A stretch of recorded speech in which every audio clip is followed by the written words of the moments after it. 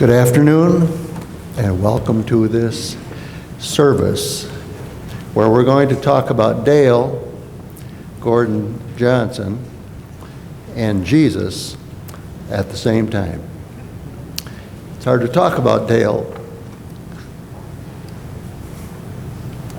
without talking about Jesus. And when you talk about Jesus, Dale is a good example. So we're going to do that today. Welcome. A little hesitant to get up. We were the Corps officers here for a while. In 1995 to 1998, Dale was the bandmaster at that time. And Jill started out as my administrative assistant, but she quit on me. I always tease her about that.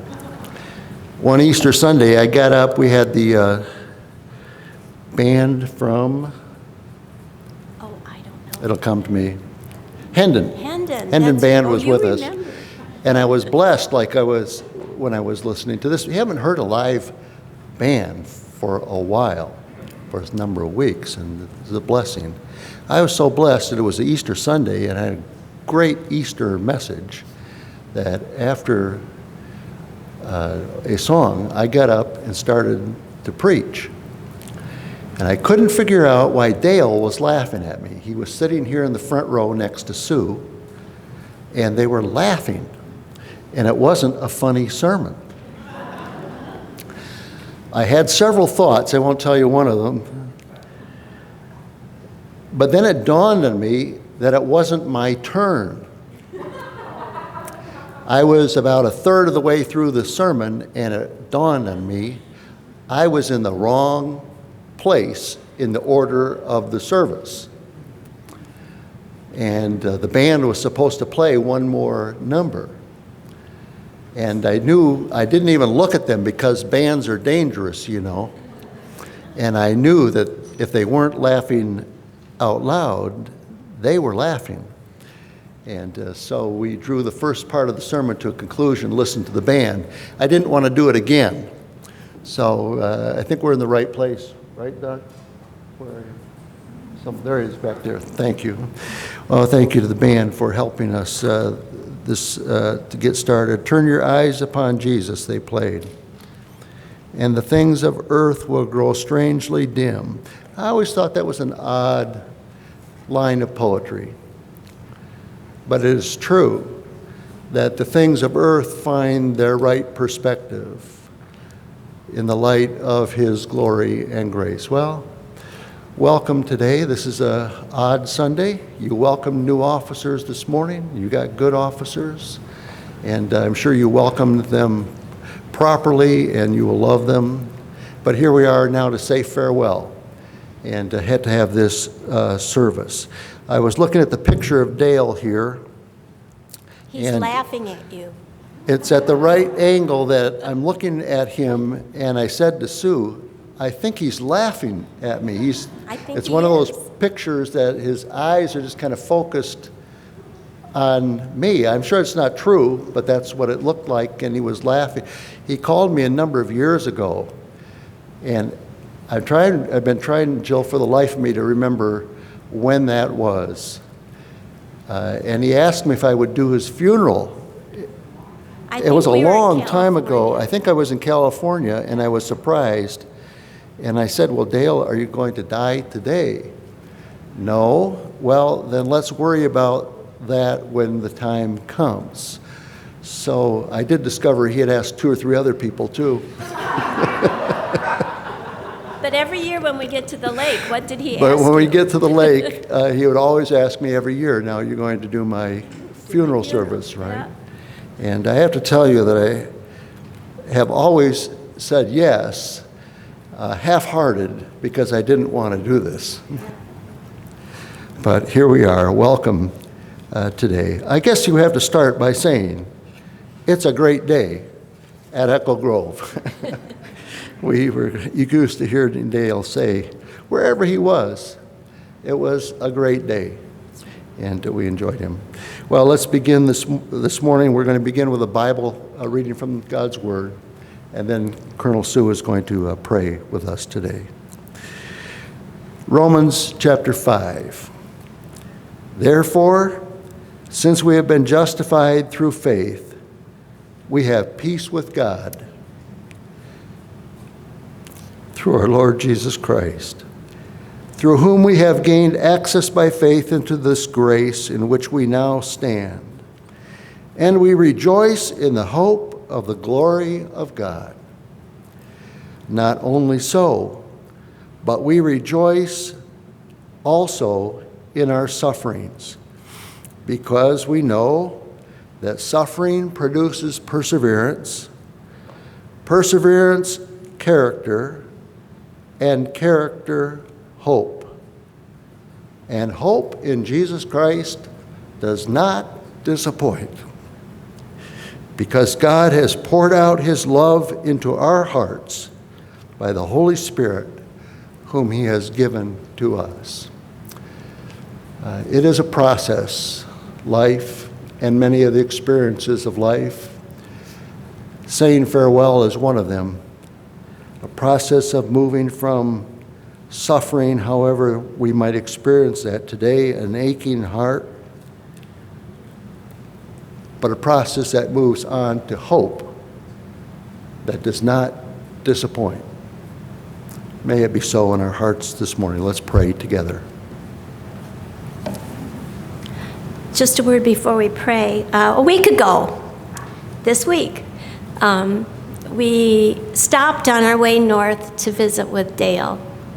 Now, you have to know, at Piatt Lake, Dale has been the official prayer person. At every potluck, at every gathering, Dale gave the prayer. And so when we got to his house a week ago, he was very up and happy and bright.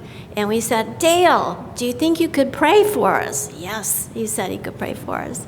So we waited, and then I think Abby or Sarah said, Dad, are you going to pray? Yes, he was working on it, and he just couldn't find the words. So we said, that's okay, Dale, we're going to pray for you. Well, Dale's prayers were eloquent and wonderful. And so it's a privilege today for me to pray this afternoon.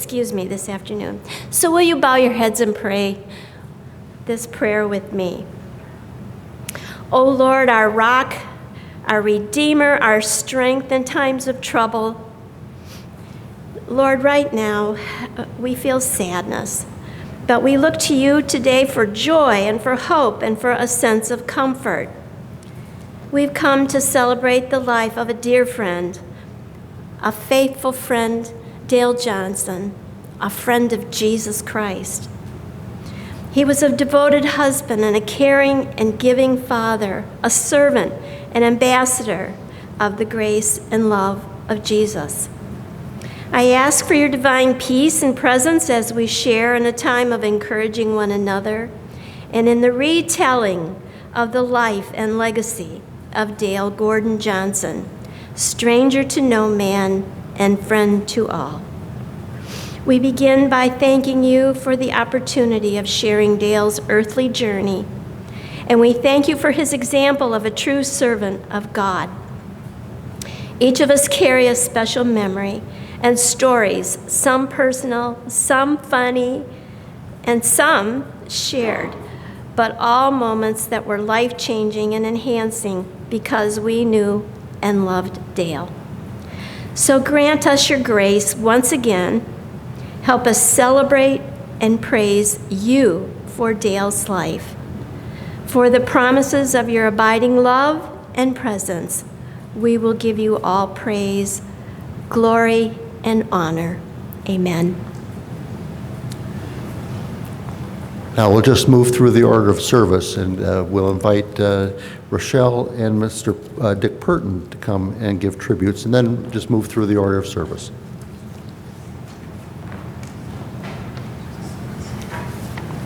Good afternoon. I'm very honored today to be able to share what Dale's meant to me, and hopefully I'll be representing some of you as well, as you might see yourself in Dale in what I'm sharing as well. First of all, I have lots of stories to tell about Dale, as you all do. But if you also know Dale, you will know that most of those cannot be told publicly. So, But Dale was a very dear friend, and besides being my friend, he was also my youth leader, my youth chorus leader, my bandmaster, my boss, my neighbor, my business partner, my ministry partner, and my colleague. So he played a big role in different parts of my life. First of all, I first met Dale when he came with Jill and baby Sarah and moved to Royal Oak and from Minnesota, and he was hired to be the community center director and the youth leader. And at the time, I was a young teen, and we had a retreat, and at the retreat, out at camp, and at the retreat, we had this game where we had to, everyone who was born in the same birth month had to get around a milk crate, and then we all had to try and stand on the milk crate and fit on the milk crate and hold each other on without falling off. Well, Dale and I are both June, so we were in the same group, and we were trying to hang on to our group members and not fall off the plastic crate. But then after that, our group got together, and that was our group for the weekend. And so there were times when we would break off into small groups and have discussions and Bible discussions and that kind of thing. Well, he would often tease me after that. Other than that, I don't really remember much about that retreat, except that he would always tease me. Oh, I remember my first conversation of meeting you, Rochelle, was that you just had to tell how terrible your life was, how horrible your parents were, how horrible your life was, how you had so many rules, and if you know my parents, you know that my parents are actually very wonderful, but I was 13, so parents weren't so great then. And that was the beginning of our relationship and friendship. Dale was my youth chorus leader. Youth chorus was a teenage chorus that is here at our church, and he led it, and I was probably about 14 or 15 years old when he had me begin accompanying the chorus as the accompanist, and that was my first experience of doing that. And it was him who kind of saw in me that my piano skills had gotten to the point where I could do that. And as a result, I've ended up being an accompanist ever since, of choruses, of our choir here, of soloists, and it began back then with Dale. Dale was my bandmaster. As you know, you saw the white ribbon on the chair behind me. He was our bandmaster here for many years. And you would know Dale loved brass bands. He loved to play his horn. He loved the camaraderie of being in a band. He loved giving lessons. He loved directing the band. And more than all, he loved what the band brought to our worship services here at church. So I was in the band, and I had been a cornet player until I was about 15, and then I switched to trombone, and I played trombone for many years. And I was in my late 30s when he asked me to switch over to alto horn. I'm a trombone player. Alto horn, Dale, I don't want to play alto. No, we need you, Rochelle. We need you. You can do it. You can do it. I'll let you sit first chair. You can do it. All right. So I switched to alto horn. I will tell you that as soon as Dale was no longer the bandmaster, I was back playing trombone. Dale was my boss. He was my boss because I was the babysitter of his kids. I was a game room monitor here at the Salvation Army Community Center. I was a day camp counselor when he ran day camp. I was a day camp unit leader for him, and I worked for his company called Marketing Cafe. And so if you were a friend of Dale, you worked for Dale. You may not have gotten paid by Dale, but you worked for Dale, because somehow, some way, he got you involved in some sort of scheme, some sort of event, something he promised to do for somebody else, and could you just do him a favor and help him? And he needed you to pull it off. And it was probably last minute. So I can't tell you how many times Dale had a great idea and just needed my help to pull off. And of course, I helped, and of course, he usually pulled it off. And as I said, when I was a teenager, I babysat Sarah and Abby from time to time, them along with Ted and Fred. And this was about the time that Dale was teaching Sarah how to pick her nose.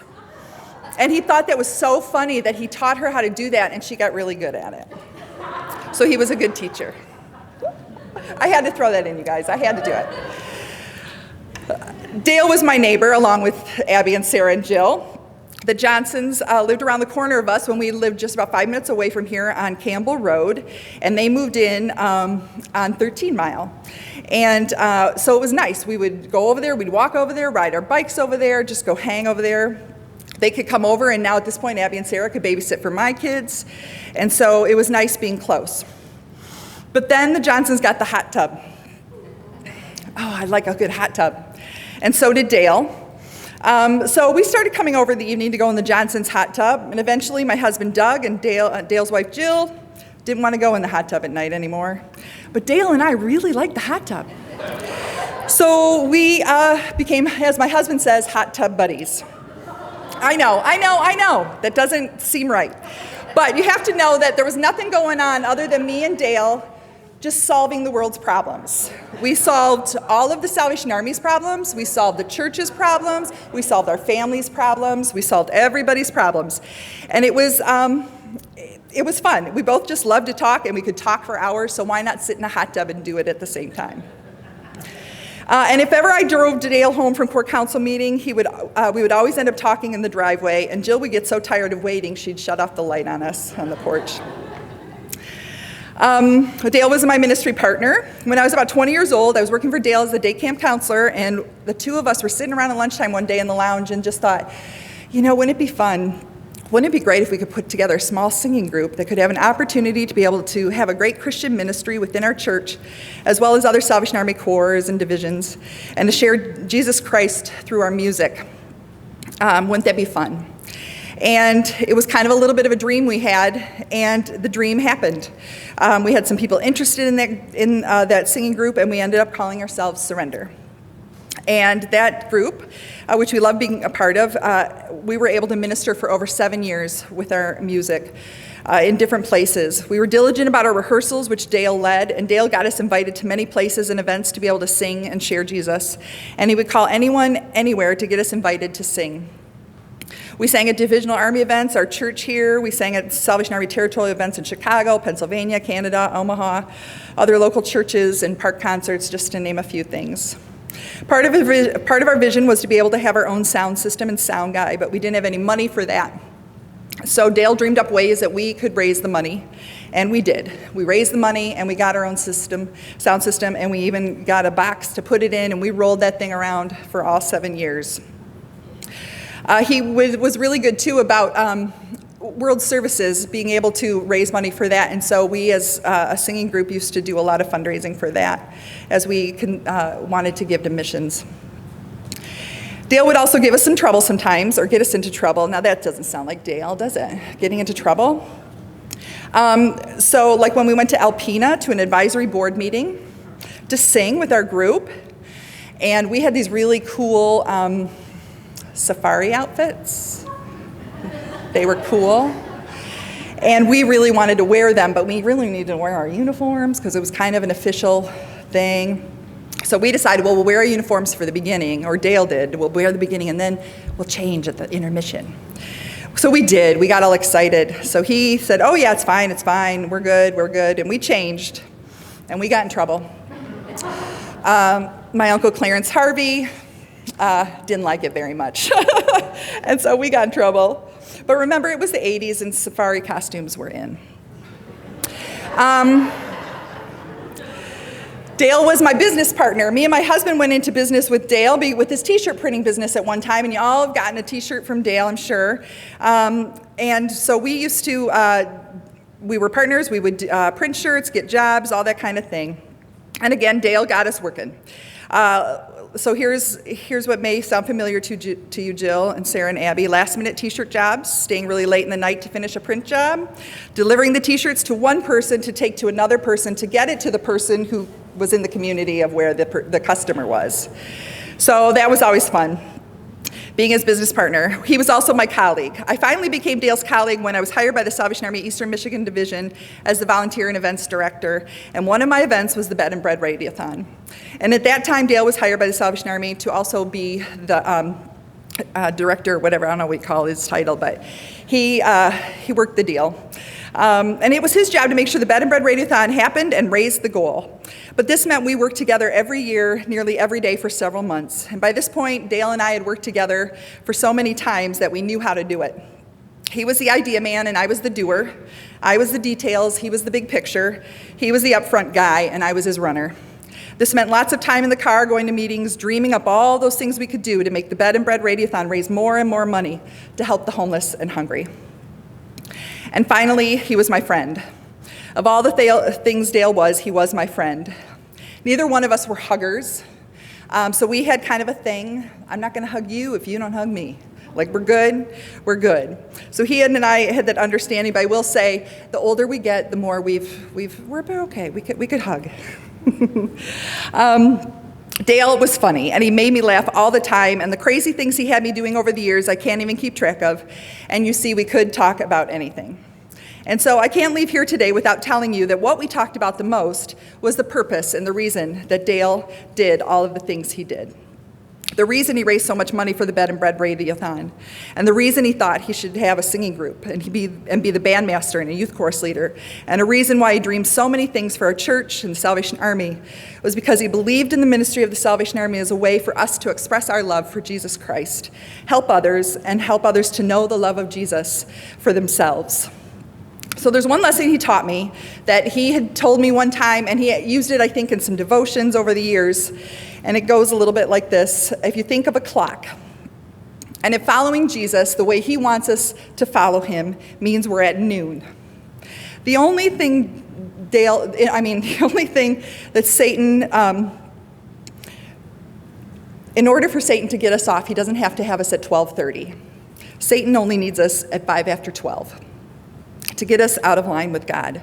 So we have to be diligent in our relationship with God because it doesn't take much to take our eyes off Jesus. And so thanks, Dale, for all the conversations, for teaching me how to see the big picture, for all of the fun, and for encouraging us to keep our eyes on Jesus. Thanks.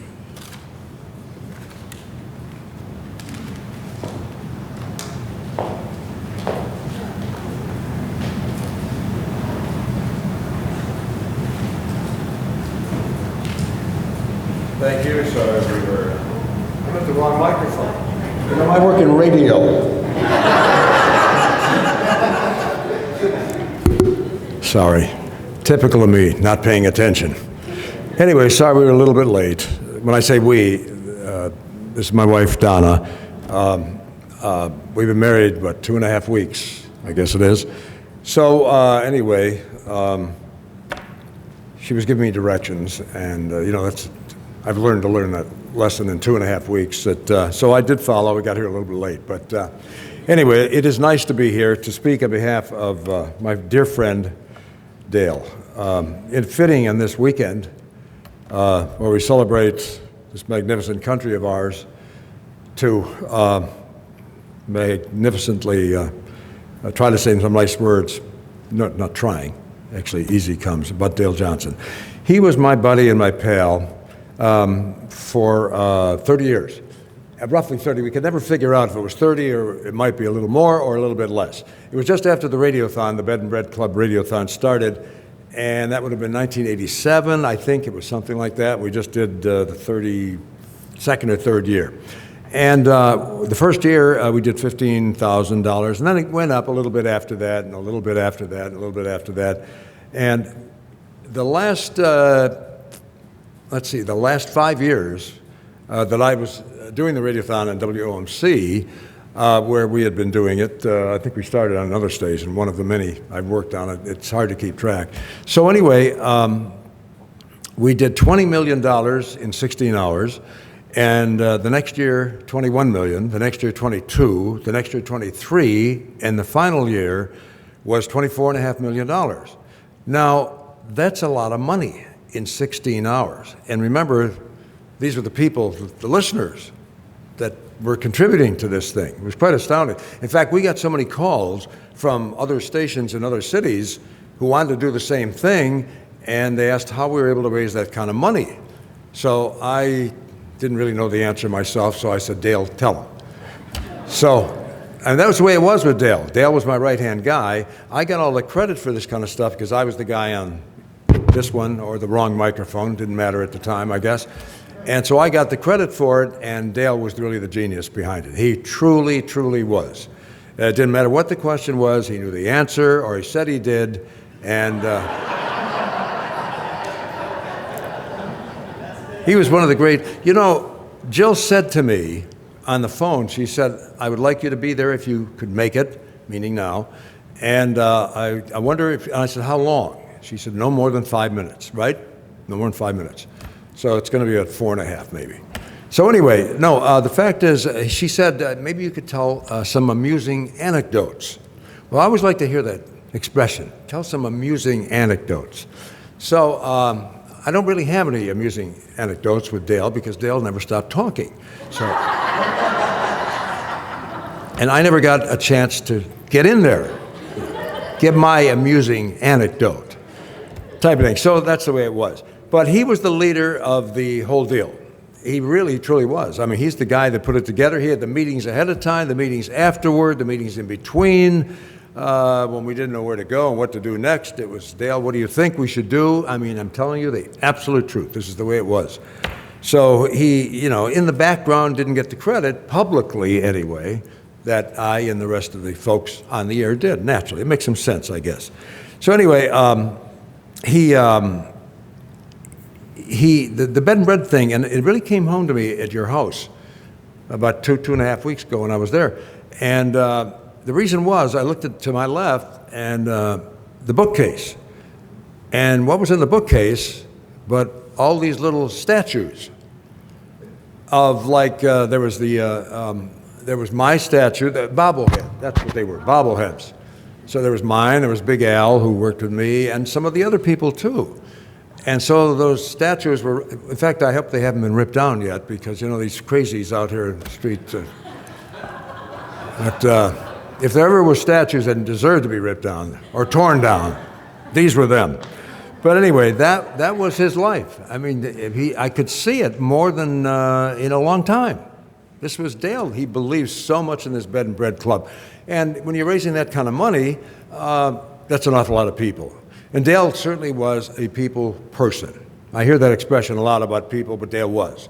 Again, it goes back to Dale talked a lot, but he was a people person. And the people he loved the most were the people on the streets, because those are the people we're feeding off the bed and bread trucks and sheltering at night, as you know. Our concentration was the trucks mainly, and lesser to the extent about the shelters. But it was just an incredible run that we had. Now, it's still going on. We had moved it over to WJR about 10 years ago, and because there's another radiothon on that's kind of halved ours and head, but they're both for good causes. So it worked out okay. But anyway, in fact, I remember when I saw the band up here, Dale had me come out one day, Jill, you must remember, somewhere in this area, right? Maybe there's this building. And he had me lead these guys back here in I think it was the Battle Hymn of the Republic. And that was a great day for me, because it was just fun to do. Plus the fact, every time I went like this, or wherever the conductors do, the band was right there. So I took a lot of credit for that, I'll be honest with you. So anyway, he was one of a kind. And I tell you, in the last 3 years, when Dale hasn't been active on the radiothon, he wanted to be, but you know how the suits are. And they said, I don't know, Dale's not as sharp as he used to be, you know. And oh, really? Who are you going to replace him with? Well, the doofus who they got was just, it was awful. But yeah, we got through it somehow. And it was always for a great cause. It couldn't have been the best. It wasn't. How did we luck into it? I just wanted to do something on my 5th anniversary of the radio station, and I asked the people in the morning show, and I said, "What's your favorite charity?" And everybody said the Salvation Army. So that's like 5 people, including myself. And so he said, "Well, let's do the Salvation Army. Do something with them for them." So I asked Gene Taylor to call Colonel Harvey. I didn't know Colonel Harvey at the time. God knows I know him now.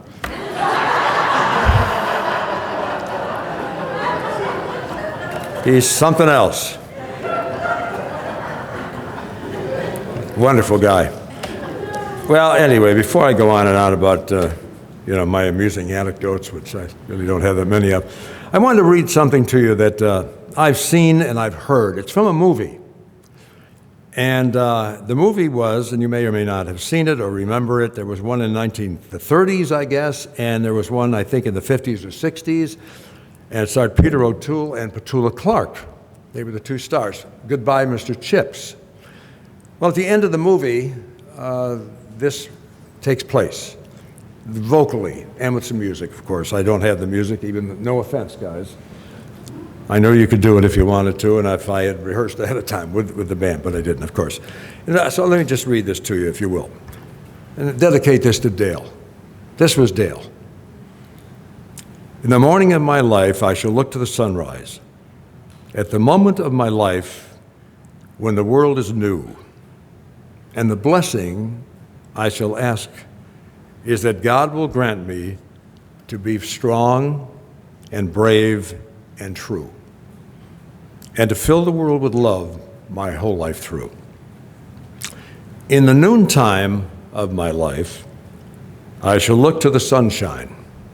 At that moment of my life when the sky is blue, and the blessings I ask will remain unchanging, to be strong and brave and true, and to fill the world with love my whole life through. In the evening of my life, I shall look to the sunset. At the moment of my life when the night is due, and the question I shall ask that only God can answer: was I strong and brave and true? Did I fill the world with love my whole life through? I dedicate that to Dale because we know the answer. We know the answer. Dale did. And we know that Dale is with the Lord as we speak. So don't be sad. I'll try not to. I should have mentioned it wasn't easy coming up here for a number of reasons, certainly. But I did want to mention, since I have a wife just 2.5 weeks old, not old, excuse me, not old. But I did, because some people have asked me, and it's true. We did observe the 6-foot rule on our honeymoon. And so I'm looking forward to going home now. And forget this social distancing thing. It's just, I thank you very much. Thank you, ladies and gentlemen. God bless.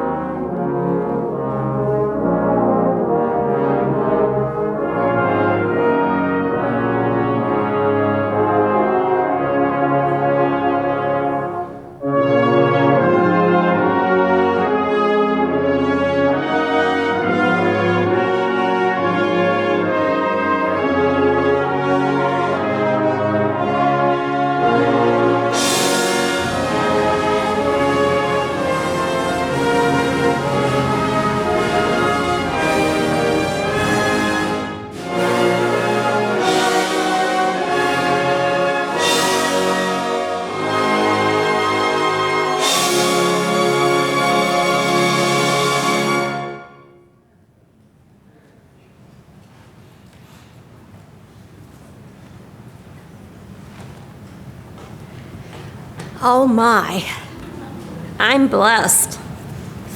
I'm sure Dale is smiling right now, the biggest smile, and enjoying every note that comes from this fabulous band. I'm going to read some scripture with you, 3 readings, one from the Psalm, one from the Gospels, and one, is that better? From 2 Corinthians. First, Psalm 90. Please listen to the word of the Lord. Lord, you have been our dwelling place throughout all generations. Before the mountains were born, or you brought forth the whole world from everlasting to everlasting, you are God. You turn people back to dust, saying, return to dust, you mortals. 1,000 years in your sight are like a day that has just gone by, or like a watch in the night. Yet you sweep people away in the sleep of death. They are like new grass of the morning. In the morning it springs up new, but by evening it is dry and withered. Teach us to number our days, that we may gain a heart of wisdom. And then from Mark chapter 14, verses 32 through 36.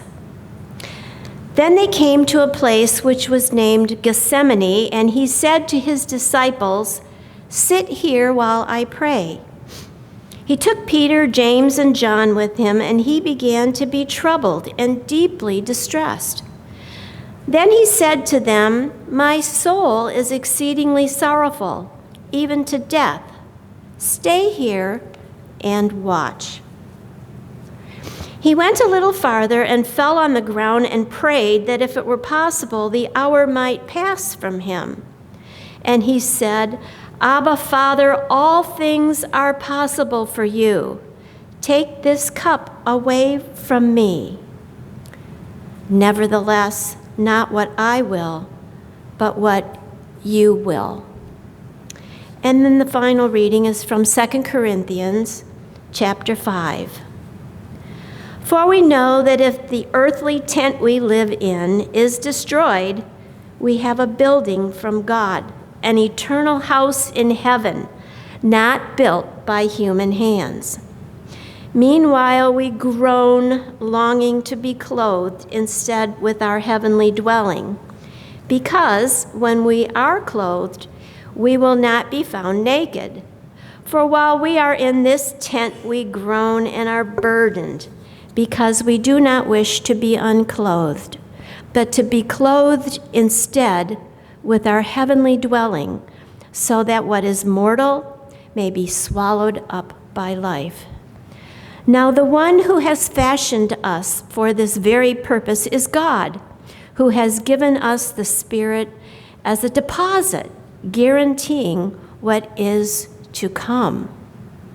Therefore, we are always confident and know that as long as we are at home in the body, we are away from the Lord. For we live by faith, not by sight. We are confident, I say, and would prefer to be away from the body and at home with the Lord. So we make it our goal to please him, whether we are at home in the body or away from it. For we must all appear before the judgment seat of Christ, so that each of us may receive what is due us for the things done while in the body, whether good or bad. May the Lord teach us from this reading this morning.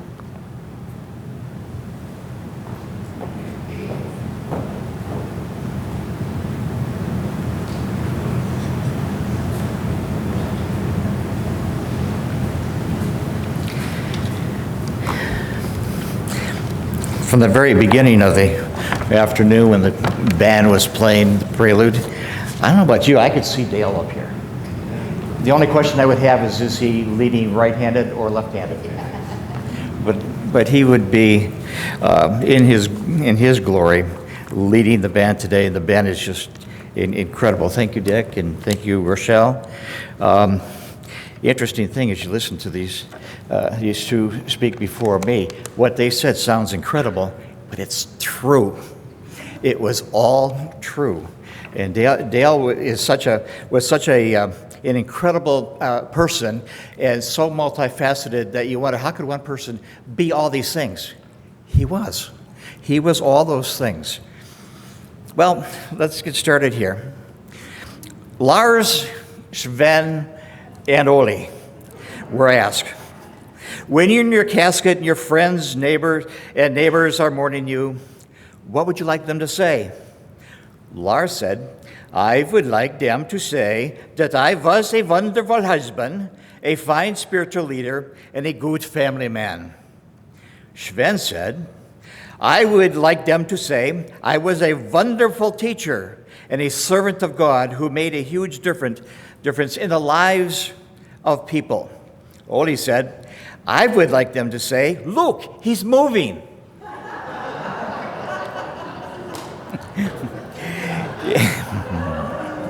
If you knew Dale, you knew Sven and Ole, Lars, Lena, Bjorn, Hilda, and all the other Scandinavians that populated his favorite jokes. You also knew that Dale loved a good joke. He loved to hear them. He loved to tell them. His bank of Sven and Ole jokes was lengthy.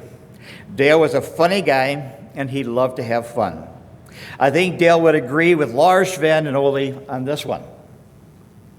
In addition to jokes, Dale loved a good time and participated in funny stuff. Virtually everything had a funny side to it, and Dale was going to find it. He loved it when people were having a good time. Sometimes it took a little work to make it happen, but it might be interesting. It might be interesting to go around the room and ask everyone to tell an occasion where Dale made you laugh. I think everybody would have a story to tell. The truth is that we all have multiple Dale stories and could sit here for hours telling them. You may hear Dale laughing in heaven. There probably isn't much about Dale that I could tell many of you today that you don't already know. In fact, I would say that the best eulogies for Dale will probably be told around the dinner table later. Your stories would start out with, remember the time. It might involve the Three Amigos, or maybe a camping story, a Piot Lake story, a canoe trip, or some special event around the core territory or the country. There are also many stories about Dale's meeting special needs or going the extra mile to help someone who is in a difficult situation. He was always willing to help someone who was afraid, and he wasn't afraid to ask for help if he needed it. As a Corps leader for many years, Dale had many opportunities to represent the Corps and the Army around town in local service organizations, schools, businesses, on radio and TV, and even in other churches. Dale was good, and he was always quick on his feet. Trying to describe who Dale was is like the parable of the 6 blind men and the elephant. Some of you may recall that story from your high school days. There are many versions of the story, but basically the parable is about a group of blind men that heard that a strange animal called an elephant had been brought to town. But none of them were aware of its size, shape, or form. Out of curiosity, they said, we must inspect it and know it by touch, of which we are all capable. So they sought it out, and when they found it, they groped about it. The first person whose hand landed on the trunk said, this being is like a snake. For another whose hand reached out to its ear, it seems like a fan. For another person whose hand was upon a leg said, the elephant is like a tree. The blind man who placed his hand on its side said, the elephant is like a wall. Another who felt its tail described it as a rope. The last felt its tusk, stating the elephant is that which is hard, smooth, like a spear. And that is what it's like to describe my friend Dale. Depending on how your life touched his, or his life touched yours, you would see him differently. He was many things to many people. He was who he needed to be at the time. As we experienced his life, we all had a chance to see one or another of his many defining characteristics. He could be compassionate, funny, sad, sympathetic, sincere, tough, serious, contemplative, sensitive, or caring at just the right time.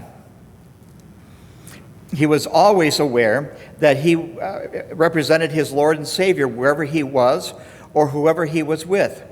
Being around Dale was like being at Cheers.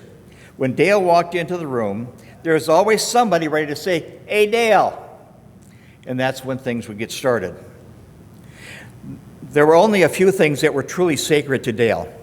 As a man of God, his relationship with God was foundational and would be his first priority.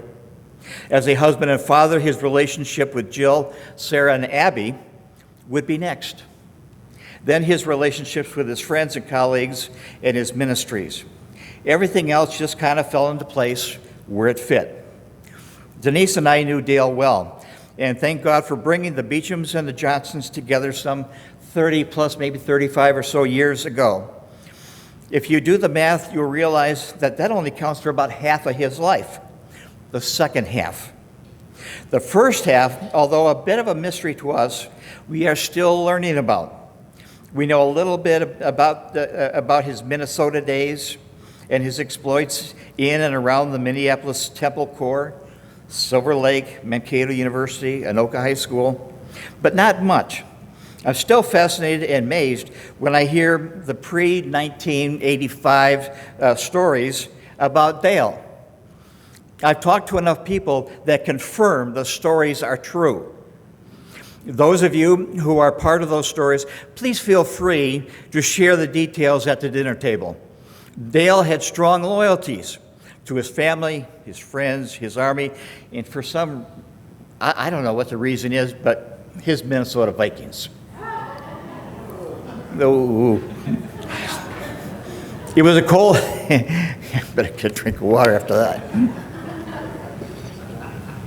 It was a cold winter day that we met the Johnsons. Dale, Jill, and Sarah made their way from the warm, comfortable home of Minneapolis to a completely new world here in Royal Oak. They settled in slowly, and day by day they became part of the Royal Oak family.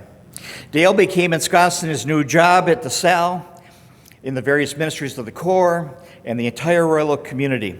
He is still very well known in and around the Royal Oak community. As the family grew and the girls became more independent, Jill was able to enjoy her career developments and ministries as well. She's still the best at what she does. Dale became an expert in community center administration, starting and maintaining many programs that were replicated by other administrators in other places. Dale had a broader view of community center administration than most. In time, Dale heard the call to move on, and he answered the call and spent time at divisional headquarters and Echo Grove Camp, and back to headquarters using his special skills and talents in a variety of projects for the Army, including the Radiothon. Dale loved music a lot. He taught music back in Anoka High School in Minnesota. He taught both vocal and instrumental music in Anoka and in a variety of programs here at the Corps and at camps around the country. He played his cornet whenever he had the chance and his health allowed. If he couldn't do any of that, he would just listen to the music. Again, there are a lot of pre-1990, 1985 stories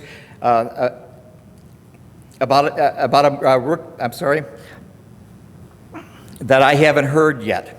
I still laugh at the story about a rookie music teacher at Anoka who was convinced to wear a tutu to school on Halloween. Apparently, that was required of rookie teachers. One of his favorite accomplishments was becoming the bandmaster of the Royal Oak Citadel Band. He was proud of the band and being mentored by his good friend Max Wood. Max even got Dale to switch and become a right-handed conductor most of the time. Dale loved his time leading the Surrender vocal group. They had a very effective ministry as they traveled around the territory and the country. He loved being in the children's musical. He loved the kids. Most of his programs involved kids. They most often called him Mr. Dale. Mr. Dale was the youth chorus leader for a time and the deputy songster leader as well. Dale thoroughly loved teaching Sunday school. And as Rochelle alluded to, she was one of his students. He connected well with his kids and taught them lessons they would carry throughout their lives. He used to share the special moments with me that were especially touching to him. And he was usually good for a Sunday morning donut as well. Back in my YPSM days, Dale was my go-to guy. He was a programming genius, and we had a lot of programs. I remember one Sunday when we were going to do a boxing match for a rally day or a quarterly breakfast.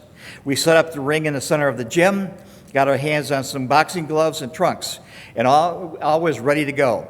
The boxers were Major Doug Rowland and myself. Just before we were to step into the ring, Dale leans over and he says, "Be sure you don't hit the Major. He has to preach today." Well, and I'm thinking here, what kind of a boxing match can you have when only one person gets hit? It didn't seem funny at the time. His mind never stopped, and it was often 2 steps ahead of everybody else around him. Dale was a family man. He absolutely loved his 3 girls more than life itself. He would rather be with them than just about anything. There is no place he wouldn't go or anything he wouldn't do to be with them. In the last few years, as Dale's health declined, he put his very life in their hands. He praised Jill, Sarah, and Abby at every opportunity about how well they cared for him. When we were visiting with Dale and Jill, wherever it was second nature for them to be checking and attending to his health needs. They loved him so and worked as a well-oiled machine to reduce the workload on any one of them. He was so proud of Sarah and Abby for who they became and what they accomplished so far in their lives.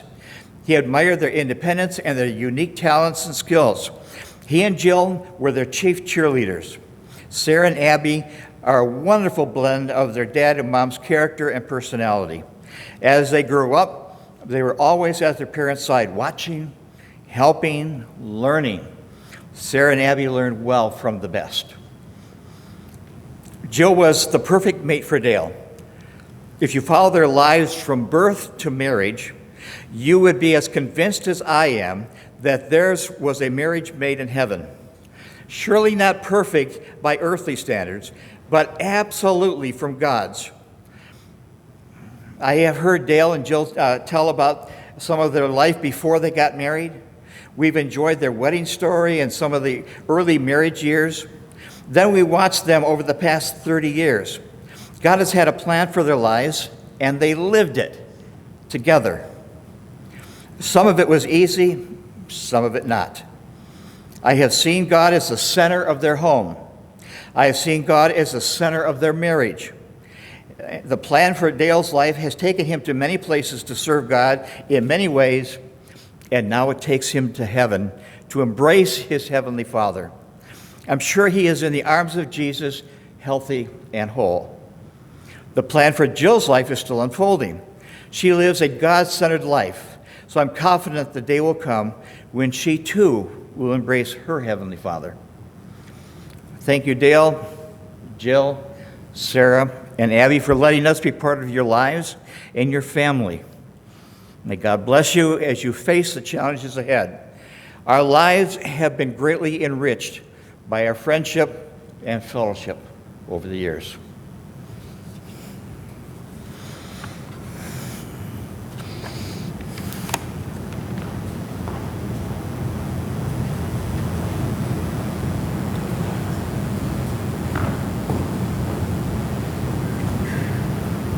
Well, I said to Greg, if he ever gets done, I can tell you about pre-85.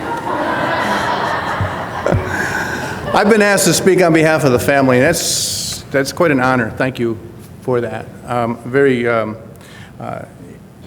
pleased and honored to do that.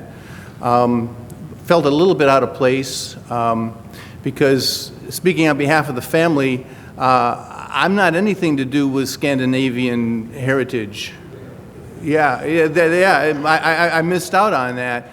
And there's more to that story about Dale, too, but he was raised in a Scandinavian heritage. We'll leave it at that, and if you want more on that story, you can talk to Sarah, who's been doing some marvelous work these last couple of weeks, and we'll leave it at that. But hello to Gail, and she'll know what that means, and nobody else does, but that's okay. So he was born in that Scandinavian heritage in Minnesota. Yeah, who's that? Oh, yeah, okay, very good. Yeah, the Strands. Yeah, I was with his parents in Crystal Lake. When I found out, being from Little Britannia, eastern Michigan, that there was 2 Salvation Armies. There was us and them. And that had its, that was a real learning lesson. But he was from Minnesota. If you don't know where Minnesota is, it's up north. It's a land with 3 million people and 5 last names.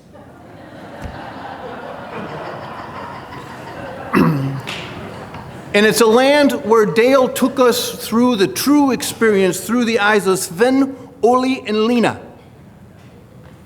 And it's a land where there is no proper English translation for this, but they use words like oofta. And they respond to certain things said by true English-speaking people by saying something like, you betcha. And they eat things that we won't even go into.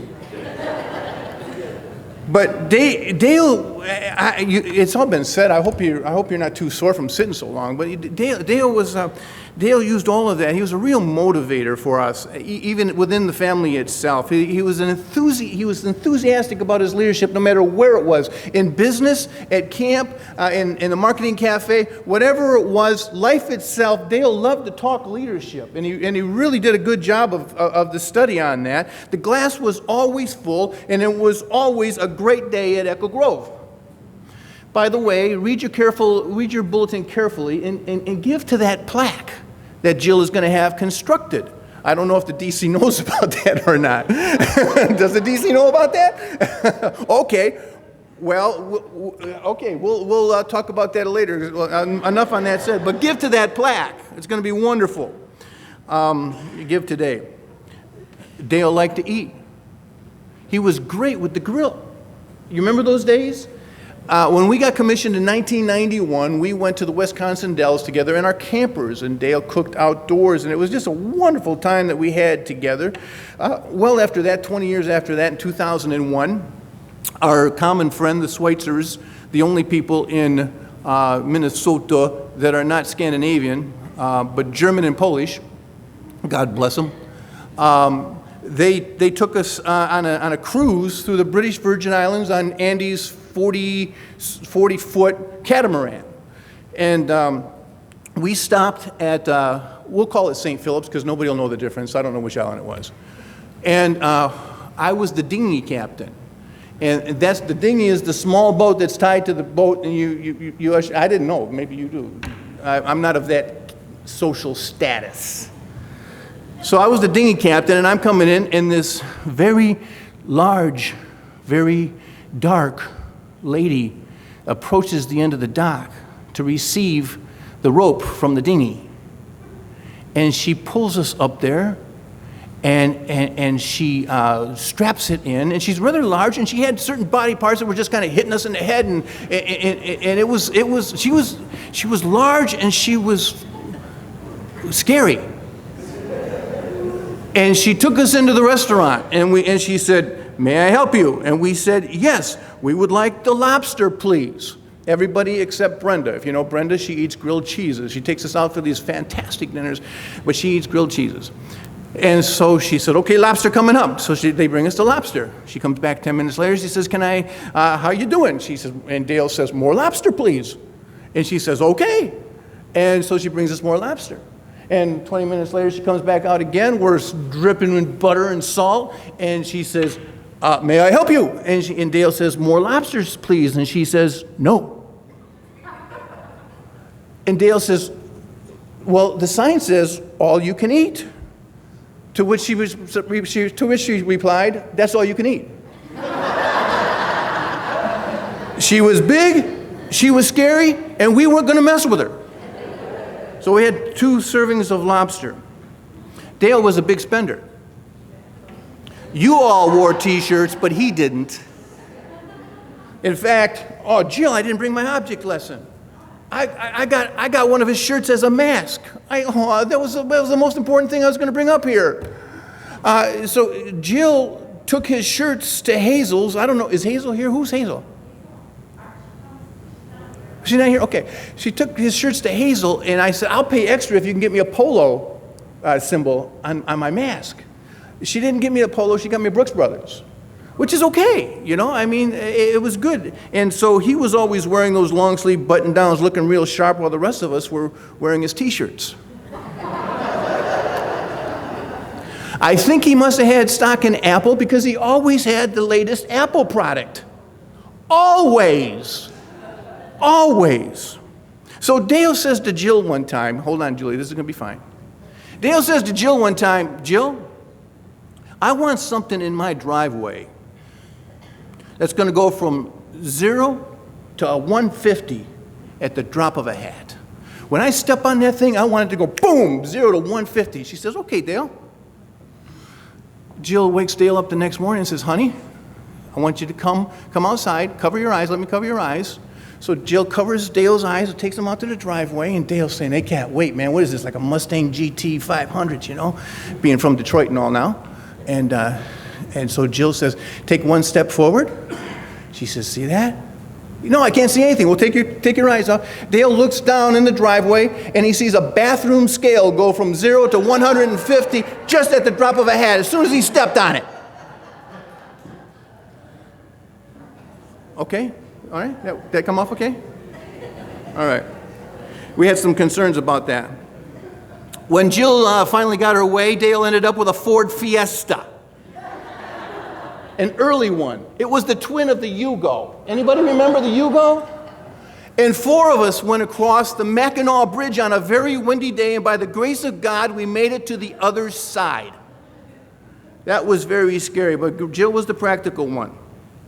I'm wearing my staff band epaulets today because Dale was a musician. Dale is a musician, and he had some wonderful times of service. It was a vital part of the CMI faculty, to which many of those alumni members, or still active, are involved. I was never a part of the CMI faculty. I didn't get asked until I was 50, and I said to Bill, "Why are you hiring a fossil for the first time to come to CMI?"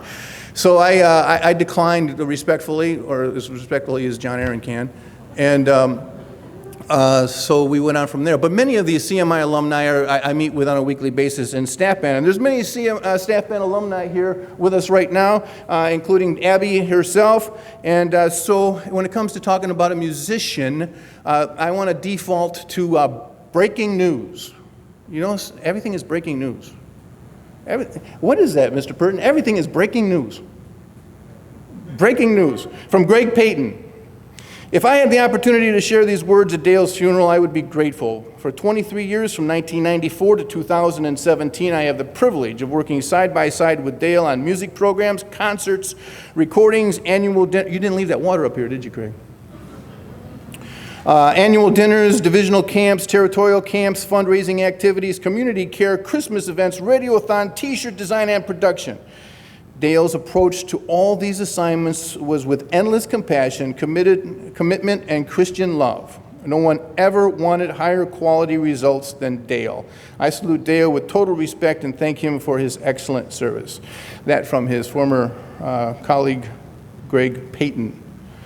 Thank you, Greg, for that. I trust you're watching. And we'll kind of leave music at that. It's been touched on by people who know much better his musical pursuits here. I heard it said that, inferred that he was a bit of a procrastinator. Yeah. So Jill walks in. We were at dinner yesterday at Jill's house, and she walks in and opens up the box of programs. I mean, it's like 2 o'clock in the afternoon. And she opens up the box of programs. She says, "Finally, just in time."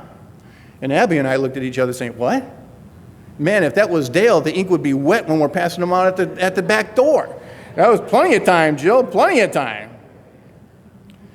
You know Dale as the life of the party, a great host, a talented MC, and a wonderful storyteller. We're very thankful for all of that. He was a family man. He was a son born to the Johnsons. But when it became time to become a husband, he had to look for somebody with a different name. I had to do something about that. I went directly to the nurses' station at the Silver Lake camp in 1979, and I said, Jill, I heard you and Dale had a fight. Oh, yeah, we're done. I said, Jill, Dale really wants to hear from you, man. He is brokenhearted. He's tore up. I don't think he can go on another day. Jill said something to the effect of, oh, something. And I said, well, this ain't working. I'll go over to see Dale. Dale, you need to talk. Man, I don't know if Jill can go on another day without you, man. You need to call Jill. She's really, and of course, the rest is history. So I think Dale broke down, called Jill. Jill said, yeah, what do you want? And going back to the procrastinator, it was 3 years later, so Jill said, if you want it, put a ring on it. And so they went out, and he became a husband. But he had to do something in order to become a husband. You see, he had to cross. This is a big deal for those of you who aren't from here, aren't from there, you don't know this. He had to cross the Mississippi to find an Anderson, one of the other 5 names in Minnesota. He had to cross the Mississippi to find an Anderson. Now, he didn't want any Anderson, he wanted the S-O-N, not the S-E-N. If you don't know the difference, I don't have time this late in the game to explain it to you. We'll do it over dinner. But he needed an S-O-N, he needed Jill. So he had to cross the Mississippi in order to find a resident of Sleepy Hollow. Exactly, St. Paul, where the Christians live. That's how I was introduced to St. Paul. Hey, you should come over to St. Paul where the Christians live. Okay, Dave. God bless you. So he went on he crossed the Mississippi, went down into Sweet Hollow, and found himself an Anderson, S-O-N. So she changed her name to one of the other 5 names. He was a father, you know that, and that speaks for itself. 2 beautiful daughters, active in the ministry of Jesus Christ, saved and serving him on a daily basis, and that's a wonderful thing. And he was also a brother-in-law. And this is the final point of contention. You all know quite well the enthusiastic participation of our father-in-law, Gene, Major Eugene Anderson. I don't know if you saw the movie Indian Summer, but Uncle Lou had a super secret blank name for everybody at the table. And Dad-in-law has a super secret name for Dale, for John, and for Mark. Hope you're up there, Mark. And our super secret name was my favorite son-in-law. Every time we would be introduced as my favorite son-in-law, just like Luke betrayed those poor kids at camp, Major Anderson has been living a lie all these years. And Dale now knows the truth beyond any doubt whatsoever, because he's seeing it from on top. You need to behave now. As a member of the family, we really were blessed and enhanced by Dale's presence as one of us in our family. And of course, we all shared in the victories, and we shared some of the agonizing times together. But when it comes to family, I don't think there's a better passage that we could close with except from 1 Corinthians. It talks about what we have to exercise with each other in good times and in bad. Love is patient. Love is kind. Love does not envy, and it does not boast. It is not proud. It does not dishonor others. It is not self-seeking. It is not easily angered. It keeps no record of wrong. Love never fails. I was thrilled having a meal with Jill on the patio the other day to hear that Dale's last words spoken ever were to his wife, and they were, "I love you." That's a fantastic way to go out. I will never forget, well, that's a fantastic way to go out. Dale, I salute you. Is that him there? Dale, I salute you. Well done, family member. Thank you.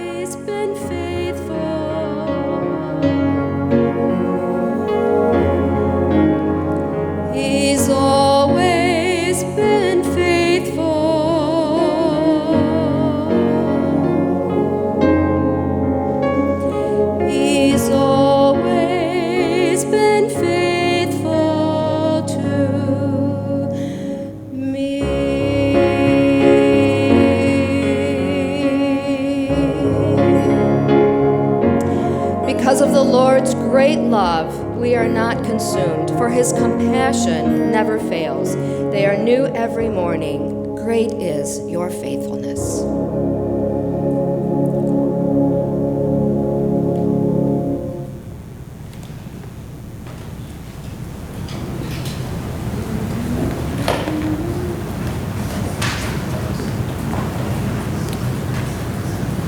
Well, thank you, Heather. Great is his faithfulness. The preceding phrase is important to catch because his grace is new every morning. That's how we know that he's faithful. And we come to a service like this. We've had a nice time together remembering stories about Dale, and this was an easy one. Dale, you gave us a lot of material with which to work. And it's been good to remember our time together with Dale. But we come to a service like this too because we recognize that Dale has, as Salvationists say, been promoted to glory, which means we come to a service with mixed feelings. It's a mixed bag life. Dale has been taken from us, and he won't be here to create any more good stories to tell. In 2002, Sue and I were at the training college in Chicago, and it came time to do something for vacation. And we had been on the go. Sue had spent time in London and been away, and we had been on the run since. We didn't want to go anywhere. Neither did we want to stay home in Chicago. So on a Friday or Saturday night, I called Dale. And I said, Dale, do you still have that cottage at Piatt Lake that used to belong to your parents? Yes. I said, well, would it be empty? Could Sue and I go there? And Dale said, I said, we'd like to go for 2 weeks. And Dale said, well, it's empty for 1 week, but the second week Jill and I are coming, but we could just stay together. And so we went to Piatt Lake for a week alone, and then a week with Jill and Dale. Well, during the course of that week, Sue bought a cottage. Then she hired me to rebuild it. And here we are 18 years later. And we came down from the lake today, from the upper to the lower. And up there where we are Yoopers, we say A, and we look across the bay and we're almost Canadian. And I'm going to miss Dale. It's been fun to hear the stories and to remember. But I have to say, in a service like this, I come with mixed emotions because I rejoice that I've known Dale, call him my friend. I love Dale, enjoyed talking to him on the phone and being with him when we could. They are, the 3 years, 1995 to 1998, are fond memories with Dale and others, many of you here. But I will miss Dale. But we are people who acknowledge a life of resurrection. It's new every morning when you belong to Jesus. Our grief is mixed with the joy of the confident hope in a life to come, in the resurrection and eternal life of Jesus. Let me say a couple more things about Dale. First of all, I think you all know that Dale is not Swedish. Dale was adopted. Genetically, he is not Swedish. He's Dutch. Now you have to imagine with Dale, he's not the little Dutch boy putting his finger in the hole. He's the little boy that came along before that and made the hole and caused the leak and near catastrophe. Dale was a baby of 6 weeks adopted by Salvationists Ray and Marion Johnson. The choice of Ray and Marion in Minneapolis those years ago changed Dale's life destiny. We have no idea what life would have been for him had Ray and Marion not decided to adopt a little baby. So he became Swedish by culture, not by genetics. Dale, well, yeah, but by Ray and Marion's choice, not by Dale, and I'm not sure Dale would have chosen that. But it is true that Dale was a man with a gift for big ideas. He was an idea man. And he gathered around him people who could carry out the details. Jill and Rochelle and many in this room ended up picking up some of the details to fulfill Dale's big ideas. Dale, as has been said, was an optimist. He always saw the good and the possibilities. It's not that he didn't have difficulties. Dale had his down moments. Dale could see what was wrong. Dale could see the falling short. But he chose to focus and pay attention to what was good and what was possible. Dale was a great partner in ministry. I loved working with Dale in a meeting, to plan a meeting and to carry out a meeting. I loved it here when Dale would lead the singing as the bandmaster. He would just turn and give everyone the look and the signal, and you either stayed seated or you stood, and you would sing. And Dale would lead the whole thing. It was wonderful. Dale was a contributor, a servant. He didn't worry about what he was going to get. He focused on what he could give. And you could name a list of things that Dale did. Girl Guard trips. He was the only man to go with the Girl Guards and cook and take care of details for Jill. When we were remodeling the Corps, we met in the gym for a year. And Dale came up with the idea that we ought to communicate how we were progressing. And so we did these little videos called This Old Church. And he and I would put on tool belts and plaid shirts and walk around like Norm and Tim. No. No, and it doesn't matter. But we walked around like we knew what we were talking about and played together. We had a lot of fun talking about the progress and playing This Old Church. That was Dale's idea. And then we came up with the idea that the Corps, we ought to help with the sheltering program in the Royal Oak area.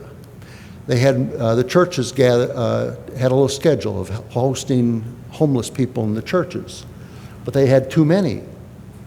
And couldn't we help? And but we had youth activities and basketball and other kinds of things in the gym. We didn't have a place to make it work until about 9 or 10 o'clock at night. So Dale came, and Sue came up with and Don Bowman came up with the idea. We could pick up all the extra, the folks the churches couldn't host. We'd pick them up in our bus at 10 o'clock and bring them here. And they could spend the night in the gym. And we could wash their clothes.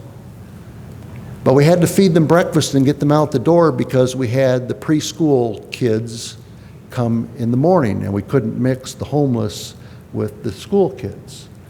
So Dale, his job was to get up and get here between 5 and 6 o'clock in the morning, that's a.m., and cook breakfast. And he did that while others spent the night. He was a servant, not worrying about what he would get, but what he would give. Now let me say that that's a reflection of his own faith and his own belief in how he understood the life of Jesus and his heavenly Father. Dale understood that God is optimistic. The Lord is not discouraged with us when we fall short or we have a bad moment, but he always sees what is good in us. That's how Dale understood life and sustained an optimistic view, even in these last years when he was not well. He understood by watching and reading the life of Jesus that it was about serving, not about being served. That the life of faith was a life of service. And so Dale was always active in serving, and serving well. I read Greg's note, which John read to us, and was reminded that while we always didn't hit it, we always didn't pull off the program or the service as well as we might like. We always aimed to do whatever we were about. We aimed to do it to the best of our ability, because that's what God does for us. Recognizing that we fall short, he always serves us well with excellence. Dale was spontaneous for sure. Dale, some of you call it procrastinating. I think people with big ideas need time to percolate. And so while we may have had the idea, it took time to figure out how the pieces would come together and what the pieces were. And sometimes we needed the pressure of a deadline coming close to get it. And so Dale was spontaneous and not procrastinating, but he was always percolating, always going over the idea again and again, the program again and again, and identifying new pieces and parts, and sometimes pulling them together at the last minute, and he needed us with that. But that's God's customized grace. That's God's grace that comes in a moment, knowing our need, letting us have a will to choose, and sometimes our choices fall short. And God's spontaneous, customized grace becomes part of our experience. I'm going to miss Dale. I'm going to miss his prayer In these last years, Dale was not able to do a lot of the work. And we would see Jill at the cottage working so hard. And in life, Abby and Sarah, Jill pulling together, working to care for Dale and doing things that he couldn't do. And but at the cottage, one of the things he did, Jill and Dale are always very gracious in hosting a potluck, or they've got food that they need to get rid of, and they would invite everybody to come, and there'd be a nice crowd there. And just before we would share a meal, Dale, would you pray? And until the last time I visited him, he couldn't quite get it to pray. You could see it was in his thinking, but he couldn't get it out to say it. But last summer, he could still pray. And wonderful prayers. As our English friends would say, they were lovely. And he could pray. In the story that Sue read of Jesus, Jesus himself saw death coming. He saw suffering, the pain of his last weeks. He saw it coming, like Dale. Dale knew when he called me those years ago that his time was coming. And like Jesus, Dale could pray. Jesus went to prayer. Took the disciples up on a hill and asked them to watch and wait. And of course, as we do sometimes, we are not as attentive. But Jesus prayed.